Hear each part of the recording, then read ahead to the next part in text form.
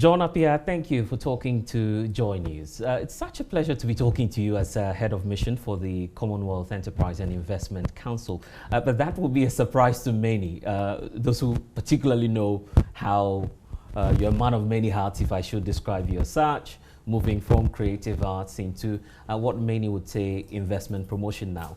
But for those who are not aware of how you transitioned all of a sudden from creative arts, tell us a bit about yourself and how you were, a rising star in the creative arts sector and making that sharp turn into investment promotion. How did that happen? I honestly don't know how it happened. And I think it wasn't so much of a sharp turn. I think it was very gradual. Oh, rather. Because like you're saying, I've always worn many hats, as I think most Ghanaians, especially when I've lost my hair, I need to wear many hats, Yeah. But I think most people recognize me still from my time as junior in Home Sweet Home, which was about 22 years ago. Yeah. And if you realize then, what I did still had a little bit of, it was not your usual entertainment type of show. Right. It started off like that, but it had different dimensions to it. And so I think I've always been a person of many dimensions. Yeah. I've never thought that you have to operate in a particular silo. I think there's a lot of possibilities. You have to use all the skills that you have.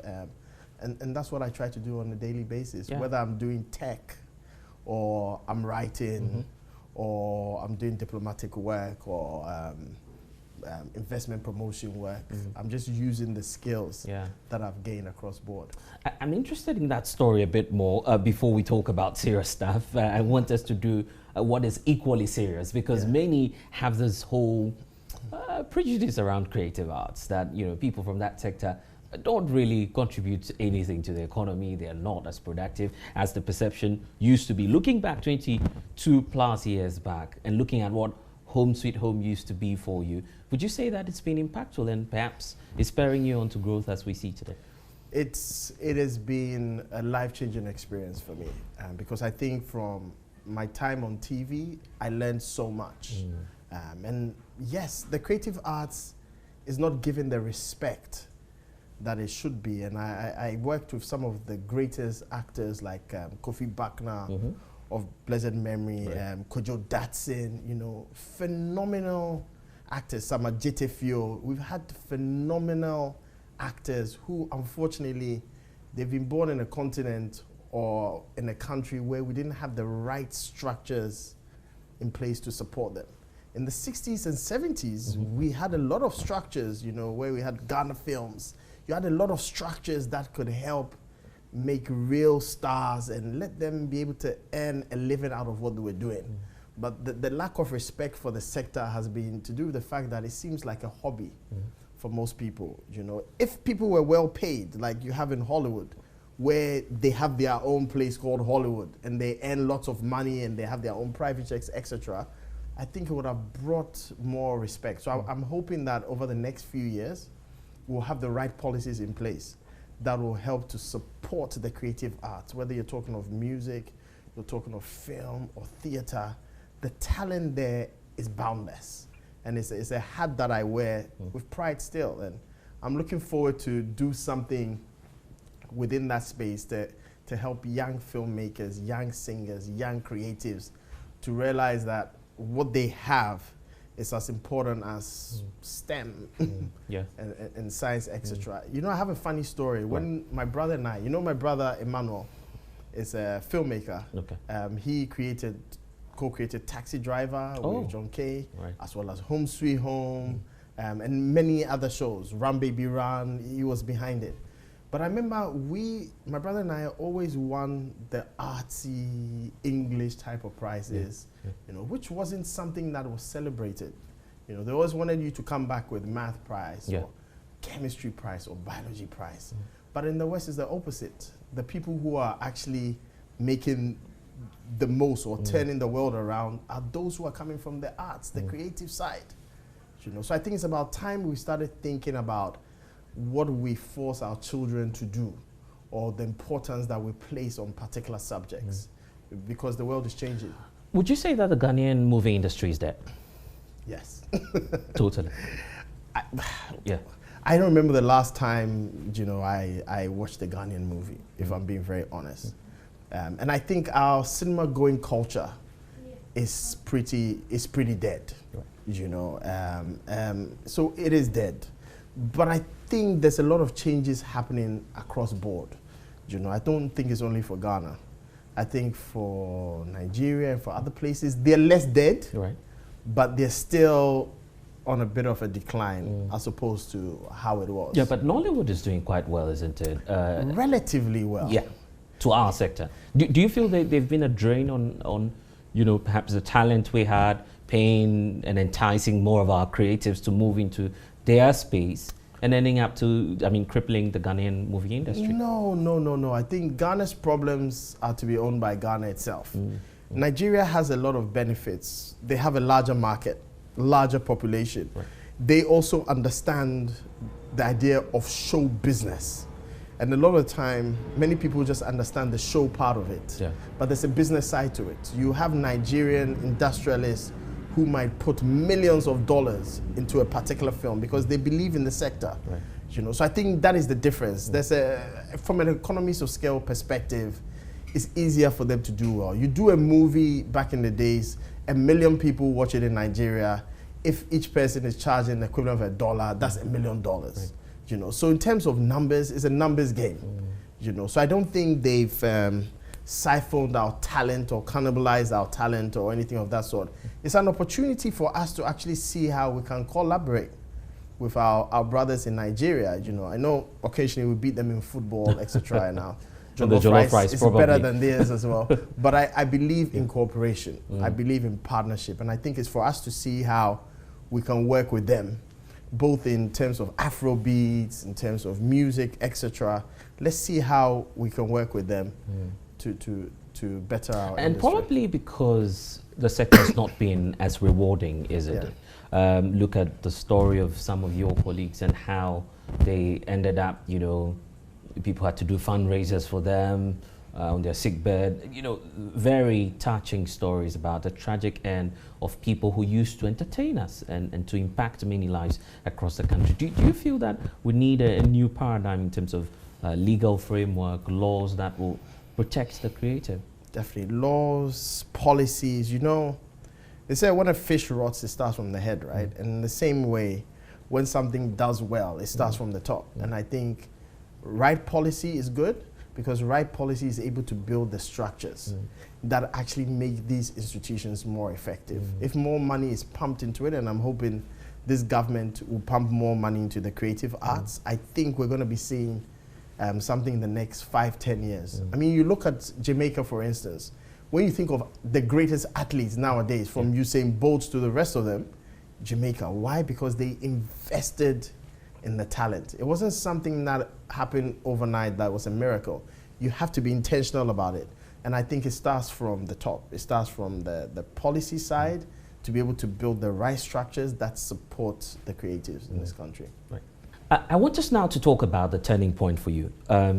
Were you scared that you were going to go down the line of many of these tragic stories I was talking about and how they ended up? And perhaps you were shocked to the core and said to yourself, well, this is the time to look at another sector. Perhaps it's time to go to school, do a lot more in business and investment promotion. What moved you from the creative arts sector? I think that was the initial catalyst, where I thought of, okay, I can be a big fish here in not even a small pond, right, but I can be a big fish in the middle of nowhere.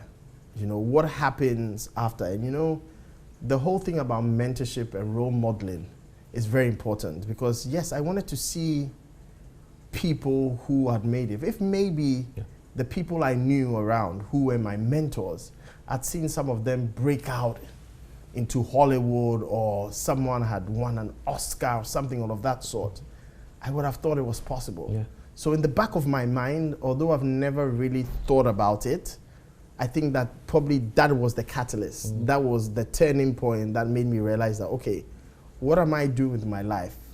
What is my purpose? Is this what I want to do for the next 20 or 30 years to be on the small screen? when there are no structures in place to be able to get to other places. In all honesty, I think that is where it started from. And you were taking all of these decisions at what age? Now I'll be telling my age. That was way back, I believe. Yeah, but at a relatively young age. Yes. But you were certain that it was the way up? I was certain because I've always wanted more, not just for myself, but I think I've wanted to be able to give back more. Right. So even if you realize from Home Sweet Home, like I said earlier on, you know, just entertainment and having meaning don't have to be mutually exclusive. I always thought that, yes, you can entertain, but there has to be a message, you know. So if you ever were a fan of Home Sweet Home from the beginning, at first it was just house party, Fresh Prince of Bel-Air type of stuff, you know. But then we started dealing with pertinent issues, teenage pregnancy, disease, homelessness. We started dealing with those issues, and as a co-writer of it, I think that was my bit of saying that, hey, you know what, there's more to this. There's more to life. There's other issues we have to deal with. So although the catalyst was with not having mentors who I thought had made it, and I was quite disappointed with how the society or the economy had treated them, I think another side was that I always believed I could do more things. And I think that comes from my upbringing, you know, with my parents exposing us up to different cultures, living in different countries. I always had the belief that, hey, I can do multiple things.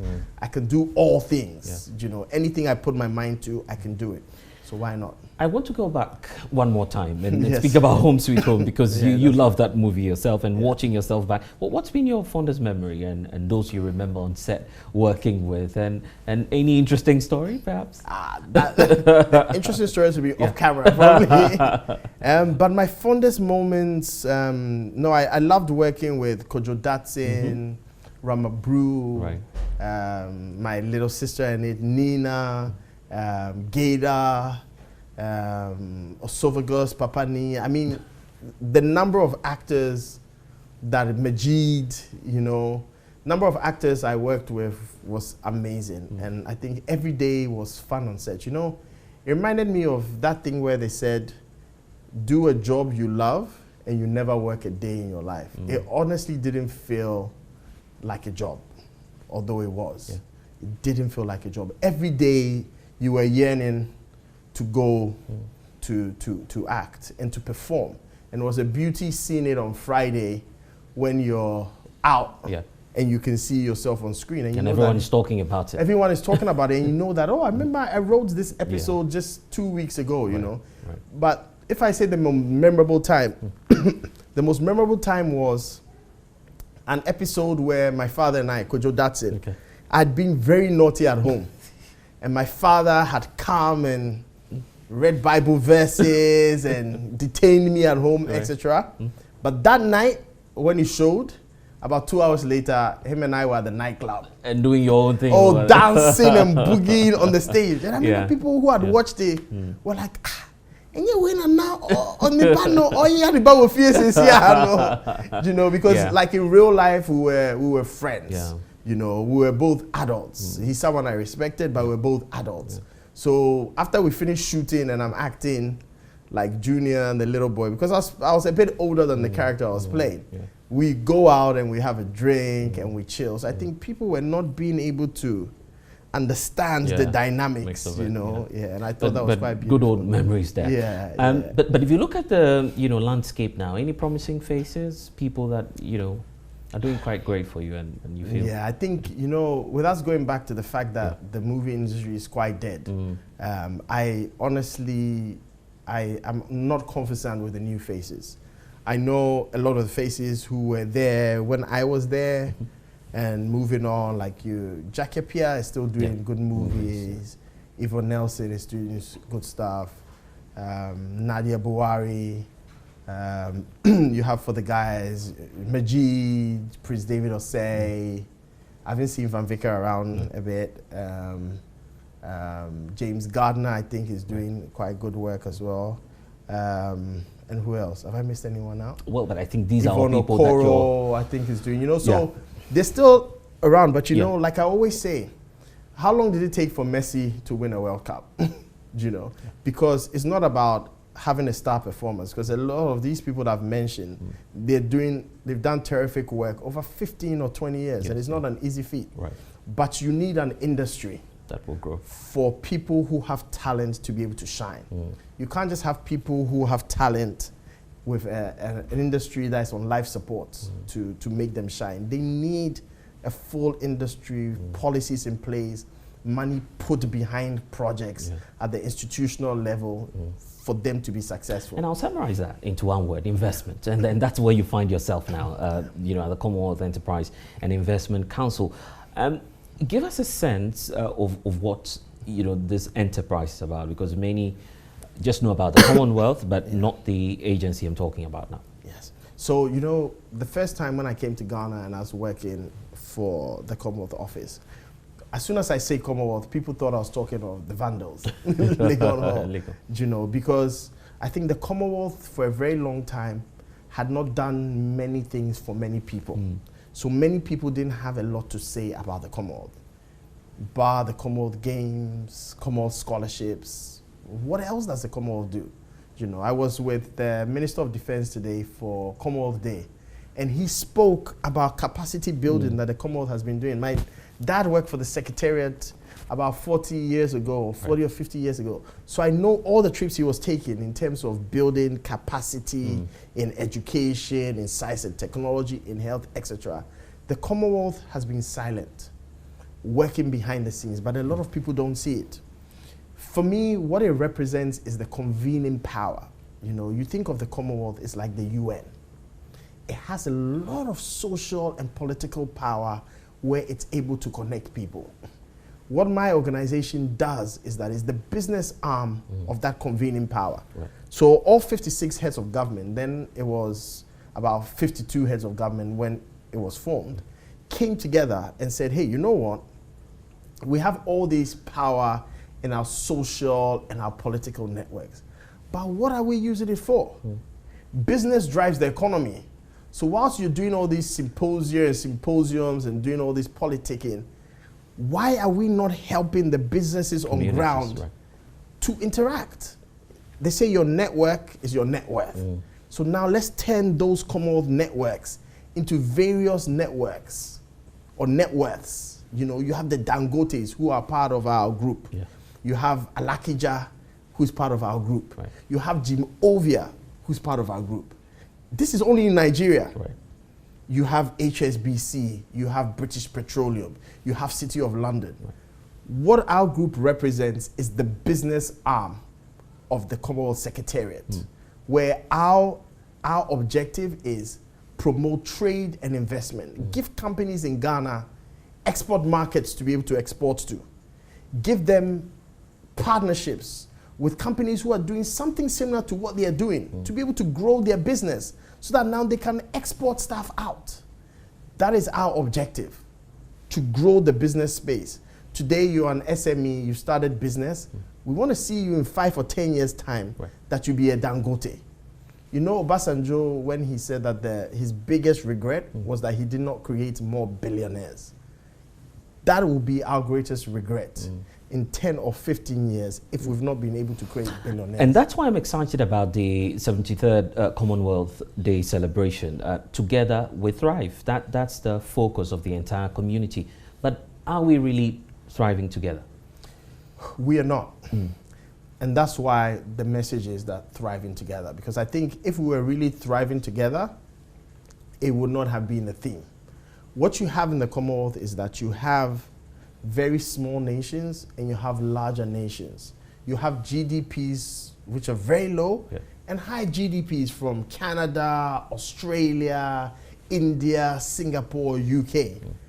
The whole thing is to find that equilibrium between the small nations and the bigger nations, and to realize that no one wins unless we all win. You know, I think that is the message of Together We Thrive.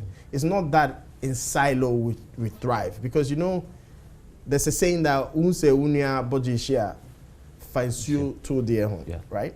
We all have to be in it together to make it together, because if not, and there's issues in one country, all the refugees will end up going to other Commonwealth countries. So you can't say that I'm just one country, let me just operate that isolationist type of view. I don't think it makes sense.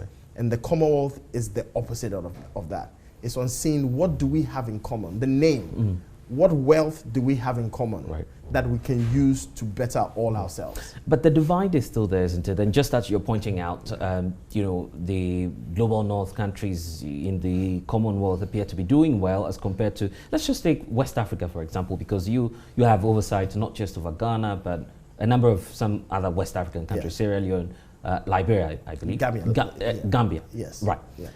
If you take a look at the story of these countries, it's not as though they are now, you know, that big in terms of their export capacity. What's been that hurdle in challenging or affecting their forward movement or progress? I think the hurdle has been to do with business. For me, that is the prism through which I'm looking at.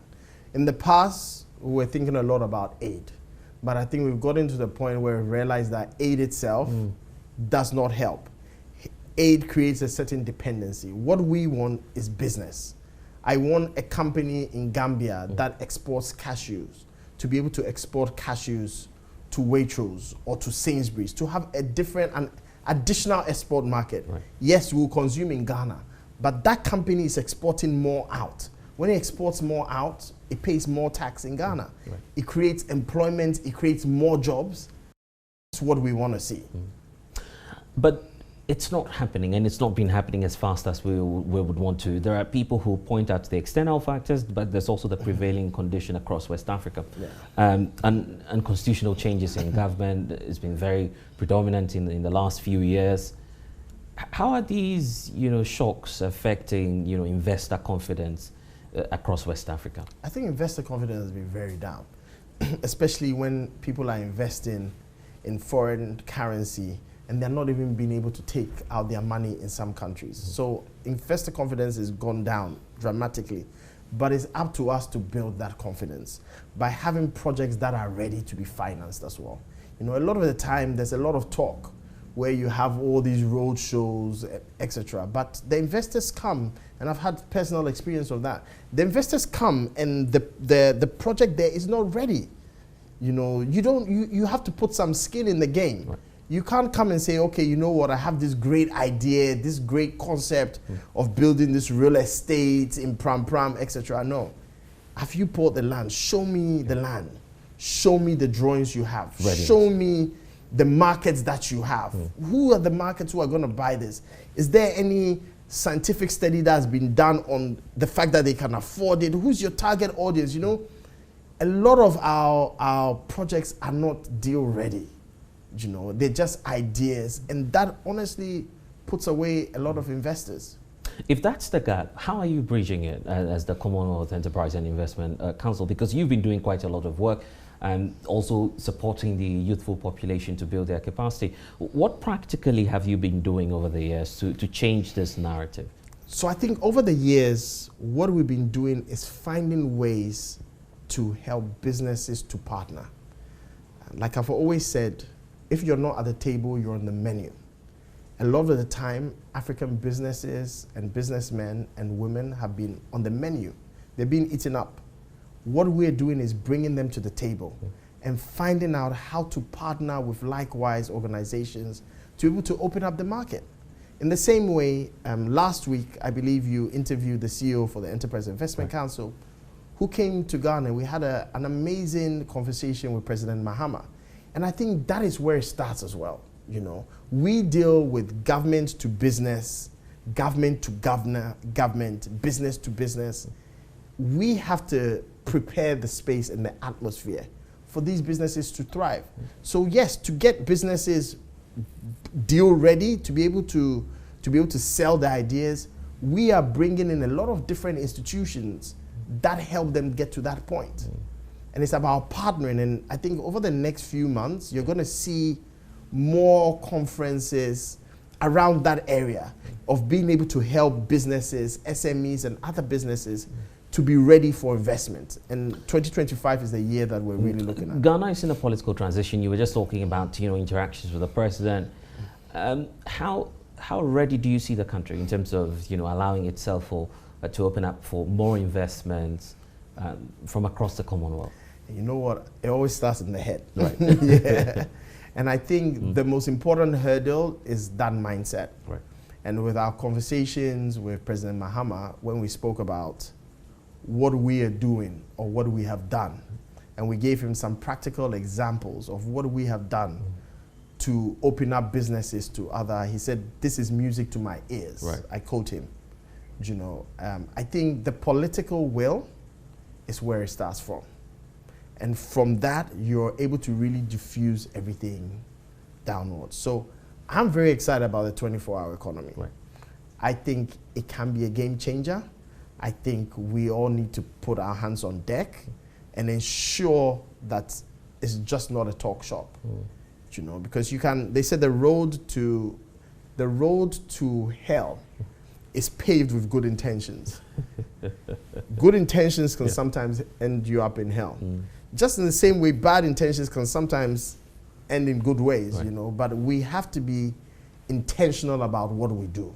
And for me, the most important things is on first changing our mindset and now being able to see how we can create jobs, create opportunities, and create innovations that work. If you speak about the 24-hour economy, then the comparative analysis comes in. Comparisons between Accra and London and Madrid and all these big cities that never sleep. Is it far-fetched, or perhaps you want us to adapt this to meet our own expectations? Hey, in some places of Accra, the 24-hour economy is very vibrant. It's just those parts we can't talk about on TV, you know. But the 24-hour economy is, you know, and I don't see how, sometimes I think we hold ourselves back too much, you know. When it comes to education, for instance, or other sectors of the economy, we compete head to head with the West. Or, for instance, technology. We won FinTech Company of the Year last week or a week and a half ago. Our solutions are built in Ghana.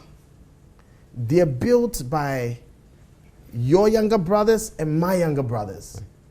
And our peers. Okay, our peers maybe are yeah, we're not too sure about that. Yeah. But they are built by people who look like us, who are 10, 15, 20 years. You know, I have some brilliant kids who left university just a year or so ago, came to do their placements in eTransact, and we kept them.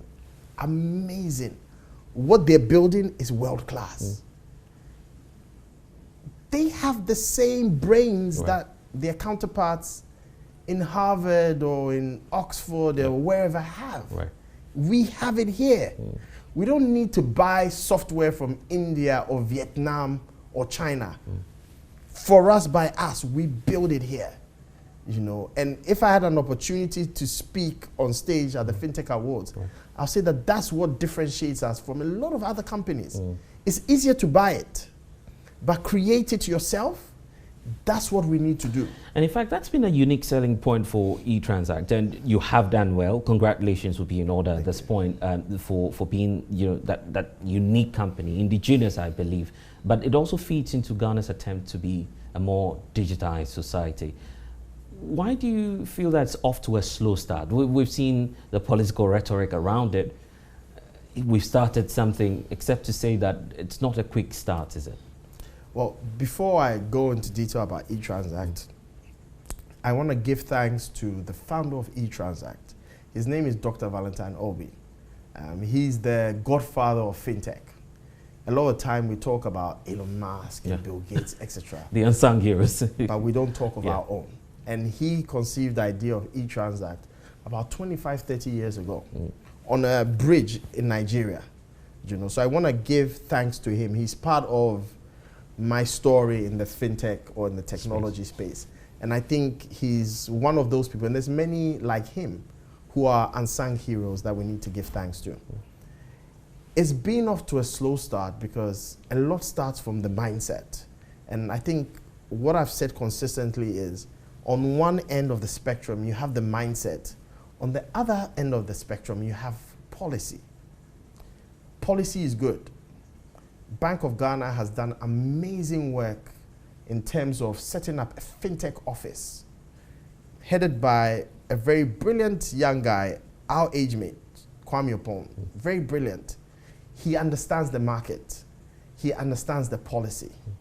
But sometimes it might not be even that particular office. It's just that sometimes policy cannot move as fast as innovation. Right. And where we are as a fintech, we are disruptors. How am I disrupting if I'm moving at the same speed as policy? Right. Do you see? I have to be always changing, always disrupting.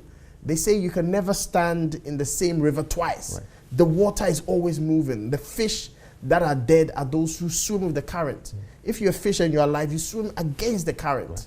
You know, so we always have to be moving. So our policy is good and is able to stop a lot of ills. But sometimes if you don't find the right equilibrium or the right balance, it can stifle innovation. So you're looking for approval for particular things, there might be a backlog. It's not because someone has a vested interest in anything of that sort. It's just that what we're doing, we are innovators and we're disrupting. And we're thinking, sometimes Valentine Obi, the founder, will call me at 2 or 3 a.m. He go, John, I had this idea. Why don't we do this and turn this around? You know, innovation is always moving. It's always moving, you know. So you have that on one end. On the other end, you have people who, unless they touch money and they feel money, they feel it's not real money. I think that's maybe 10 years ago. Now, with digital, mobile money, etc., people are realizing that if I have 1,000 CDs on my phone, safer. It's safer, you know, and that 1,000 CDs is 1,000 CDs because I can actually redeem it. That is the mindset that has taken place. Right.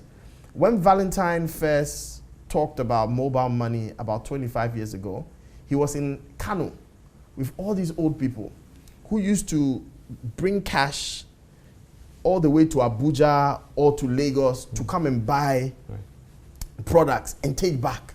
But they were always being robbed on the way. So he had a town hall in Kano. I'm talking of late 1990s. Someone saw it as far back as that late time. Late 1990s. Yeah. Right. You know, eTransact was doing something called Text Me Cash in the early 2000s, which was like the precursor of you know. So when Valentine talked to one old man, and the old man was convinced with what he said, then the old man said, "Here's some money. Put it on my phone now." Yeah. He was just thinking that maybe if he hit it on the phone, it will enter the phone. Right. But he realized what it is. It's about providing a solution. If you want to make $1 million, provide a solution for 1 million people. Charge each of them $1. You make your $1 million. You make your $1 million. Yeah. You know, it's about providing solutions. So when we stop disrupting, we stop innovating. Our market do is you dead. want us to keep, you know, policy makers and the digital space wide apart? So there's more creativity, the system is able to flow, and private sector will perhaps flourish in that space. No, that's not what I'm saying, because you know, that approach is a very, very narrow, is a very parochial view. Right. You know, the easiest thing is to say yes, allow us to function however we want to function. But we know that when that happens, we have been on the mercy of losing money through dubious businesses, etc. Everyone in the digital space has been. So what we're asking for is being able to see how we can work together. You know, how the policy side can work with the innovation side. It's not about having two separate sides of the spectrum. We have to find middle ground. I want us to look at the continent in its entirety, because Ghana can't be an island on its own. We're dealing with, you know, the continent as a whole, where, of course, the vision is to create a single African market. So some of the visions that you talk about can you know just spread across Africa. Yeah. Let's start with for instance the you know, Africa Continental Free Trade Area, which also has its unique challenges, but potentially is creating the world's largest market. Do you see it happening anytime soon? Looking at, you know, the trend, the path, and the commitment so far. I think I see it happening. In some ways, PAPS, which is the rail it rides on, is happening. You know, I always say that our colonial masters, in terms of geography, the train tracks always stopped somewhere, so that there was no connectivity between. What we are doing with technology is that we're still using rails. It might not be railroads, but it's a different type of digital rails that we're using to crisscross the continent. So the African Continental Free Trade is based on rails. Right. It has to run on particular rails. PAPS is one of those rails.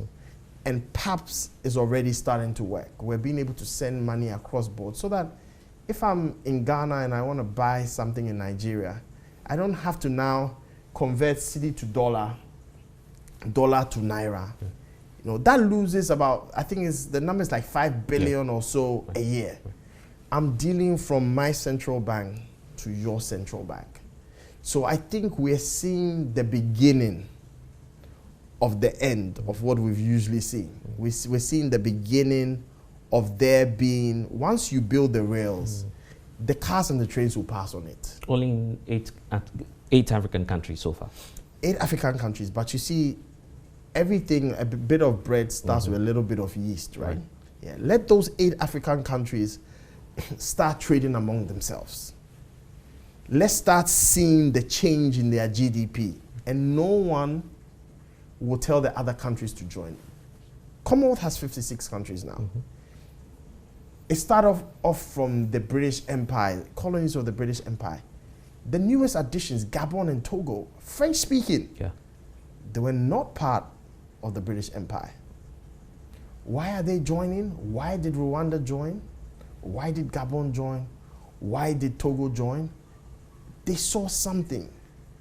You know, if you do something so good and people are seeing the benefit of it, you don't have to beg all the other countries to come on. The countries will start seeing the sense in that. And I think that is what the Commonwealth has, the strength. Think of it like the Olympic circles. You know, the Olympic circles, like Venn diagrams that we learned when we were in school.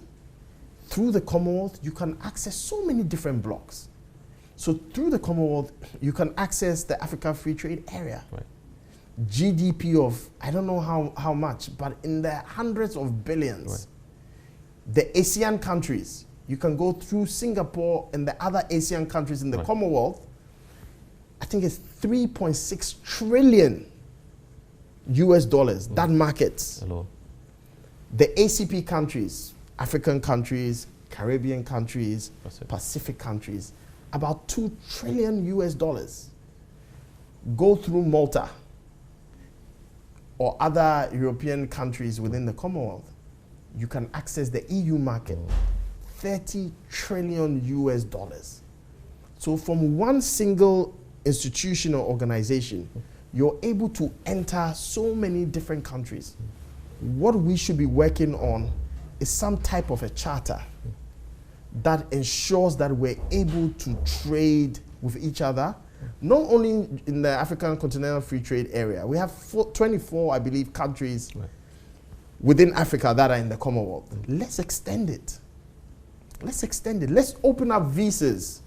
You know, you shouldn't be going to United Kingdom, in all honesty, and going to line up for a visa. You know, I've had cases where business people had written to my office to actually, because they had been denied visas. You know, and these are business people who they're asking questions that, are you sure you're going to come back? And guys like, hey, look, I'm making $2-3 million a year sitting here in Ghana. What am I going there? I have my family here, I have my kids here, I have my business here. You know, so many times we've had to intercede by writing and saying that, hey, this doesn't make sense. You know, you want us to trade amongst each other? Open the doors. And I think with what is happening geopolitically now, maybe a lot of the Commonwealth countries are going to recognize the strength that we have in common. Together. And just before we go, one more issue, then I talk about the outlook, and then we wrap up. The issue about governance across Africa and you know, the geopolitical tension, as you're referring to. It's beginning to, you know, have a deep roots across Africa, leading to conflicts. You know, the emerging crisis, for instance, in the East that we're hearing of. all of these developments, you know, make people sit back and say, the future is not Africa if you want to invest. Charlie, you and I, we dig Ghana here. No, the future is in Africa. We have everything. We have everything the West or wherever needs. We have all the minerals, the critical minerals, green minerals, whatever you call it. We have it here. So the future is in Africa. The sad part is that we as Africans ourselves haven't realized that the future is in Africa. So once we sit up and realize what we have, the Africa you and I have known in the past is not going to be the Africa for our children. What message would you want to leave with Ghanaians in terms of the outlook and what we should expect in the coming years from the Commonwealth Enterprise and Investment Council? My main thing is entrepreneurship. You know, I think gone are the days where we want to finish university and look for a 9-to-5 job. Right. I think we have to find ways in which we galvanize our youth to be entrepreneurs. Agriculture is an amazing area that we've all looked down on. It shouldn't be the case. Technology is an amazing area that we have to take advantage of. For me, my message is on entrepreneurship, is on business. I think business drives economies. You look at the countries like China. You know, look at the number of factories who produce nearly everything under the sun. Our governments need to help us with the policy, need to help us with using our money effectively. But we have to change our mindset in terms of what we do when we've been given that opportunity as well. And the future, they say, is exciting. We wait to see what then happens in the coming days. John Appiah, thank you for talking to us. Thank you. All right.